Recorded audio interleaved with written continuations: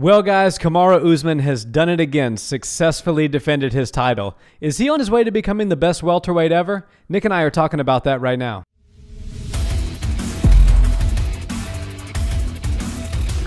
What's up, Barn Hill family? Welcome back to the channel. Yo.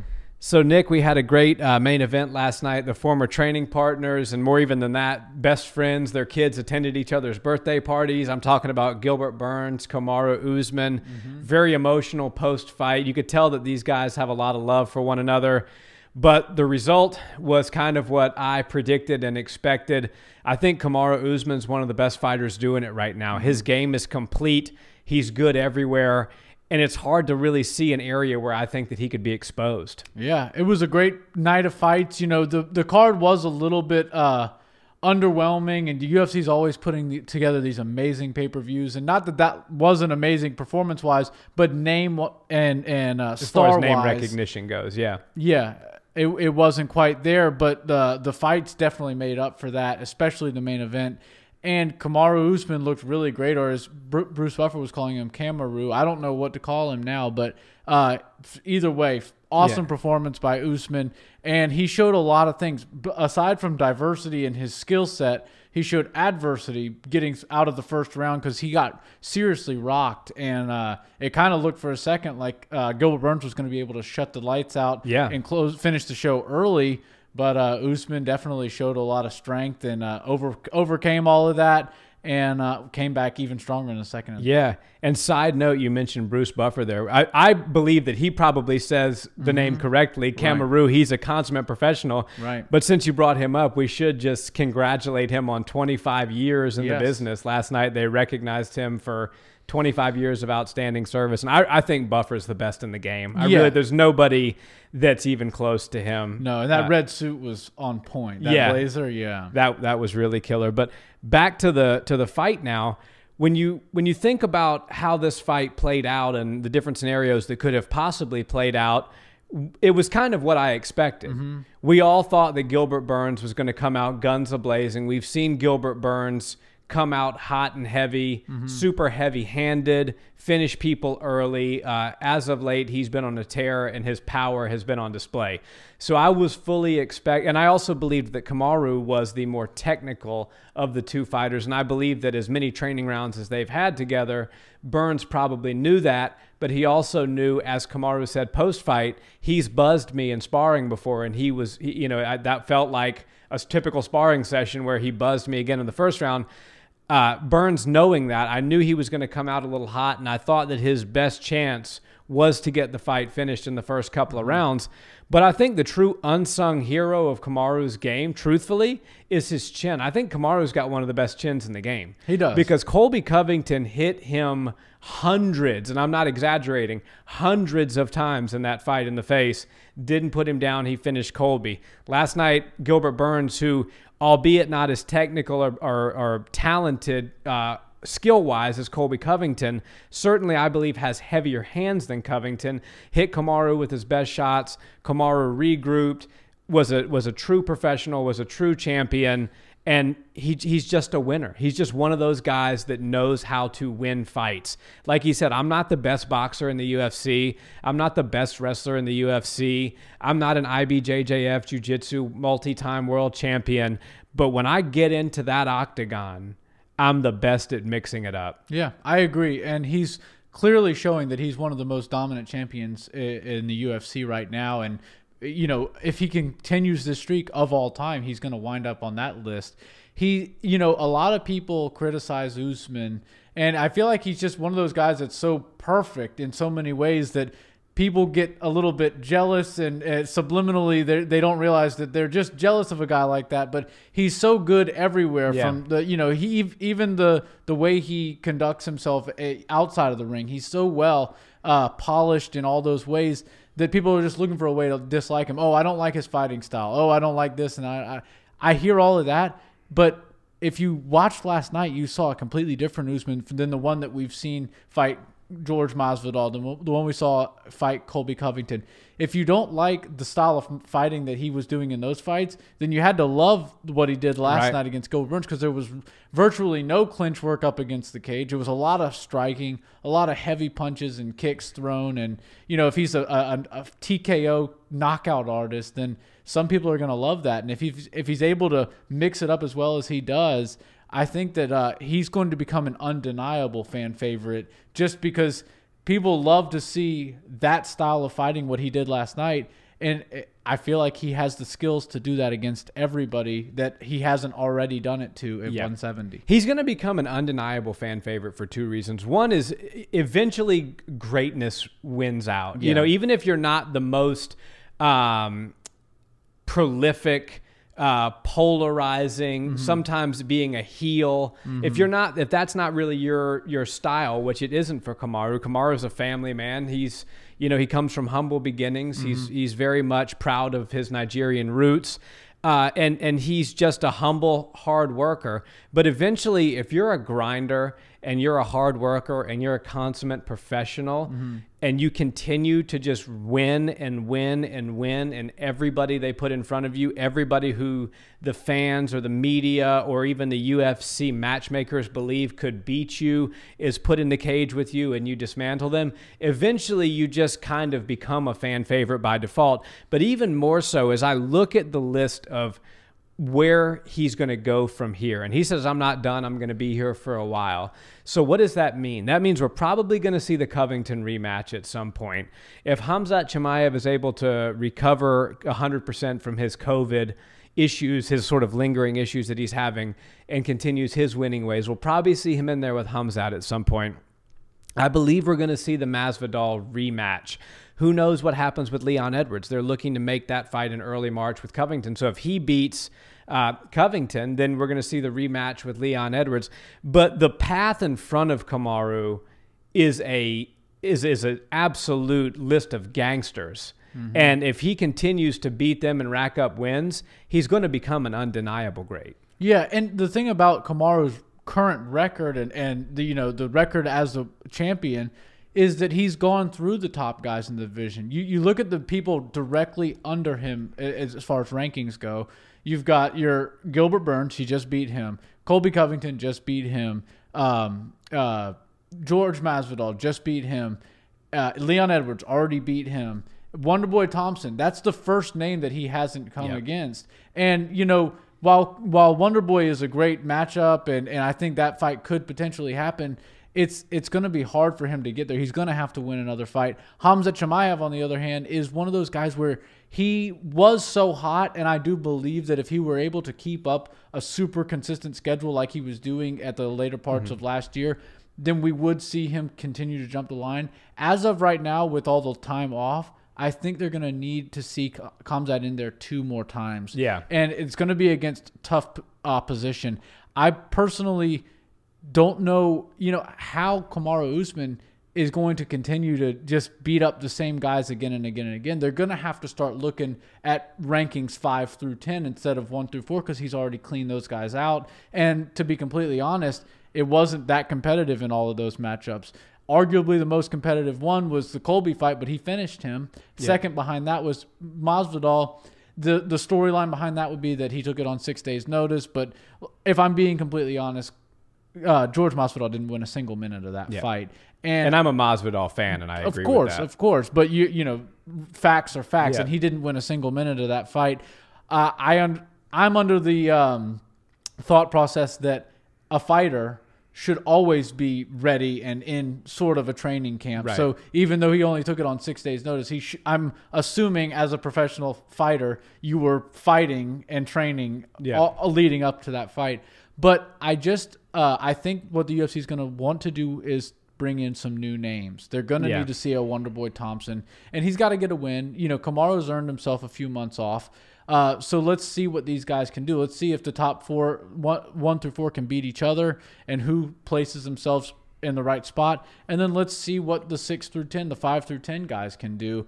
I personally think that they're hoping Khamzat Chimaev can win a couple of fights and get himself into a title shot. And then I think, Wonderboy is a great fight. I think that would be a fun a fun show for the fans, and I'd love to see Wonderboy get another shot. Yeah, I mean, as a longtime Wonderboy Thompson fan, I could only hope that he can continue winning it. You know, he's 38 years old. He doesn't have a lot of time left to really contend for a title.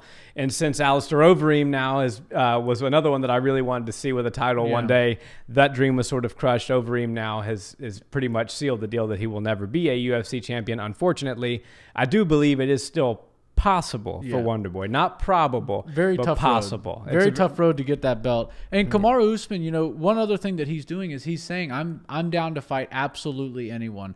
I have some beef with certain people, and that's the thing. A lot of fighters, when they get on the microphone, they say, I don't care who you feed me, just make sure you give me somebody, anybody, you know, and that doesn't get us excited for anybody. What Kamaru does, which is kind of interesting to me, and it works. It works for him because he's the champion mostly, is he calls out a few people, and it's people that he has beef with that are beefing with him.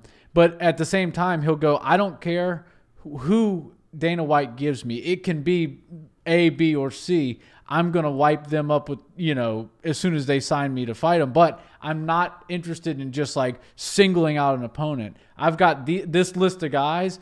Dana can pick out of any one of them and bring them to me, and I'll give him a beating. So that's what I like about that. He calls people out, but doesn't, you know, lock in and hone in on one single individual. And in the era of the champ, I actually appreciate a fighter who just sticks his flag in the ground and says 170 is my division. Yeah. I will clear out anybody and everybody for the next however many more years that I feel like fighting. Yeah. And then I will hand the belt back to the organization when I feel like it, and I'll be done at that point.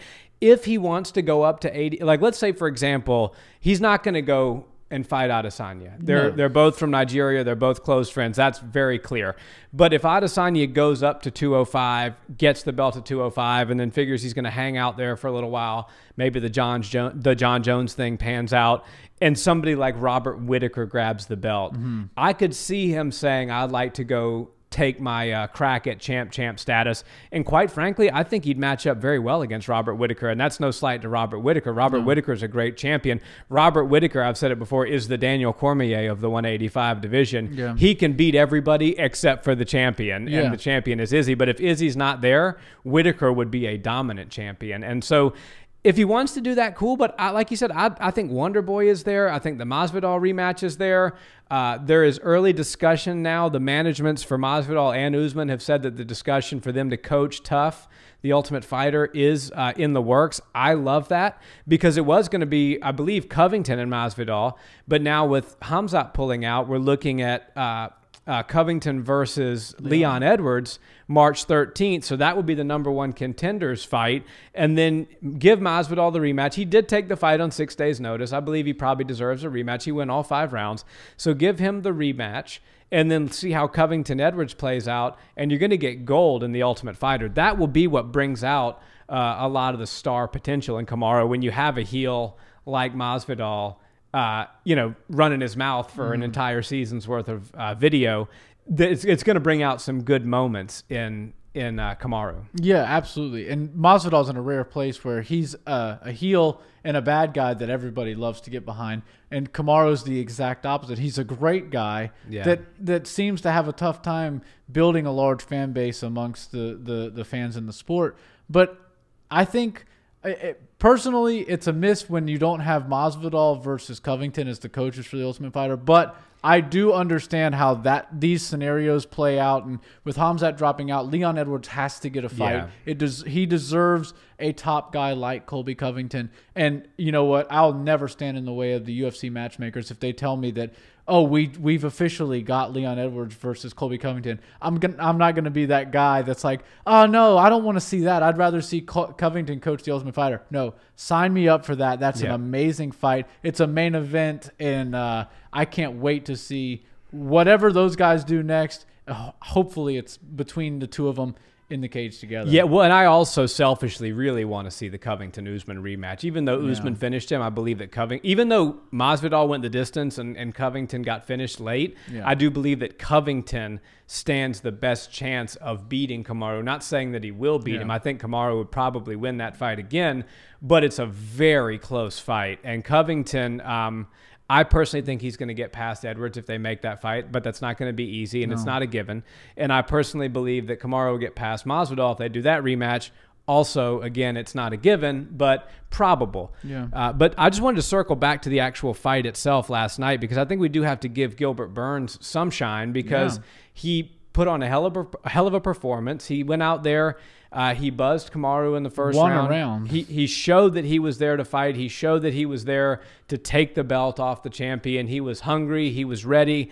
If I'm going to be critical and say he made any mistake, it was in the first round when he had him buzzed. And then I don't even remember the sequence of events where he ended up on his back, but he waited on his back for too long, allowing Kamaru to recover. And I think sometimes as a fighter, you have to be able to pick up the subtleties. And every good fighter has a great poker face. If you hit them and you hurt them, it's hard to tell. But there are subtle things that they do to tell you that, hey, that buzzed me. Hey, that hurt me. Yeah. And if you've been in there with a guy hundreds of rounds, you know what their subtleties are. So he knew that he hurt Usman, and I think he played around a little too long on the ground. I would have liked to see him get up and try to finish the fight.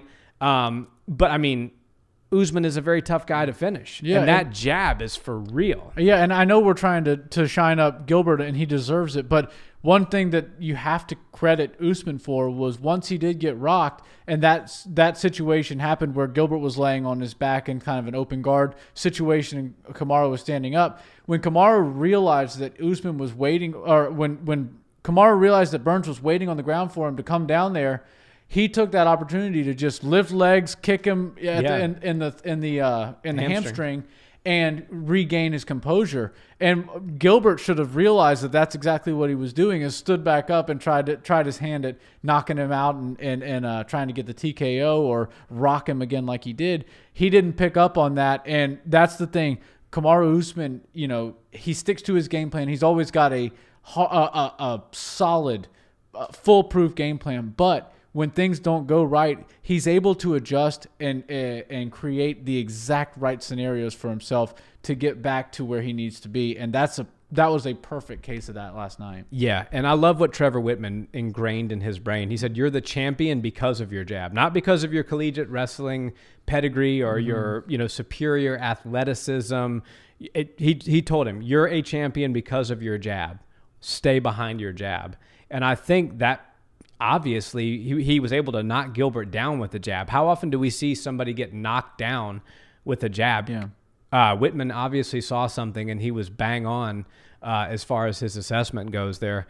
But a lot of the conversation on ESPN post-fight with Chael Sonnen and Brett Okamoto sort of turned to who's the best welterweight of all time. The general consensus is it's George St. Pierre. Everybody else had other people in different positions. Usman, while he did break St. Pierre's consecutive fight win record, he has only of those 13 wins, 4 of them have only been title fights, whereas St. Pierre, I think it's 11 if I'm wrong, 12. It's 12 title fights that he's won in a row.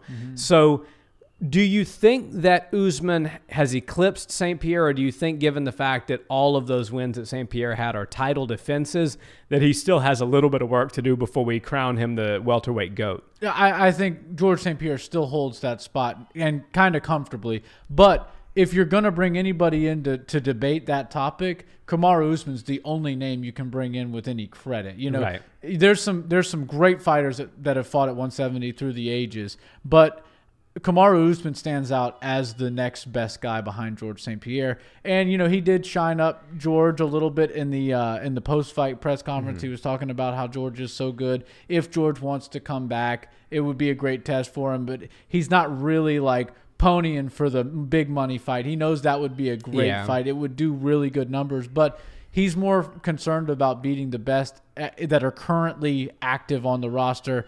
And George St. Pierre is just, even though he's training and he seems to be in tip-top shape, he's not actually active on the roster, and it doesn't make sense for him to send a bunch of energy and a bunch of time and spend a bunch of his effort on George St. Pierre when we don't even know if he'll ever come back. And I would be more apt to say that Kamaru will go down as the best welterweight of all time, not if he beats George St. Pierre. I think if you brought George St. Pierre in right now and they fought, the 40-year-old George St. Pierre, and Kamaru won, which he probably would, I still wouldn't put him over St. Pierre because you're just talking about different eras.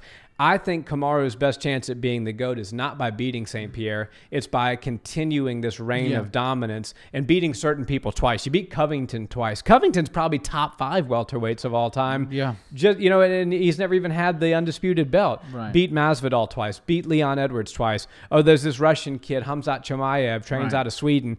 Beat him. And I think that will add to his legacy more so than beating in out of his prime George St. Pierre. And so I think Kamaru knows that too. Yeah, and what I will say about that is you're exactly right. George St. Pierre coming in to fight Kamaru Usman, there's a lot more for George to gain than Kamaru. If Kamaru beats George St. Pierre, they're going to go, okay, well, this guy's been retired. He only came back one time for a single night of fights. What happened to beat Michael Bisping, and then he was gone again. He's taken too much time off. He's of the past.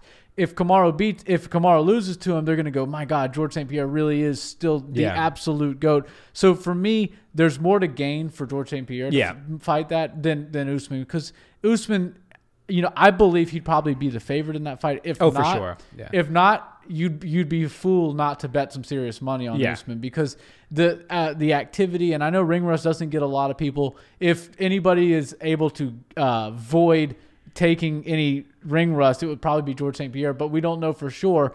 And I just think that George St. Pierre would be a great matchup. It would be a fun fight, but it's more impressive. And I'm not saying that Kamaru Usman has to beat the record of 12 title fights, but it's more impressive if he continues to knock out the who's who and the absolute, you know, monsters of the 170 division. And then, of course, if George St. Pierre does decide to bring, you know, draw into this fight, he'll get that opportunity. And I would favor Kamaru Usman to win that fight. But I think Kamaru is doing exactly what he needs to do. And I think at this point, you won't hear me on this show predict anybody else beats him before the fights. You learned your lesson. I learned my lesson, yeah. You know, I looked at the Gilbert Burns situation as a guy who has felt him so many times. I thought that Henry Hooft would be in his corner. I do think that played a role.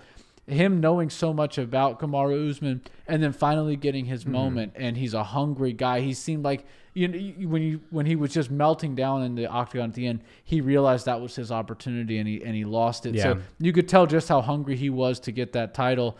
But Kamaru Usman is just cut from a different cloth. He certainly is. Guys, what did you think of the Nigerian Nightmare's performance last night?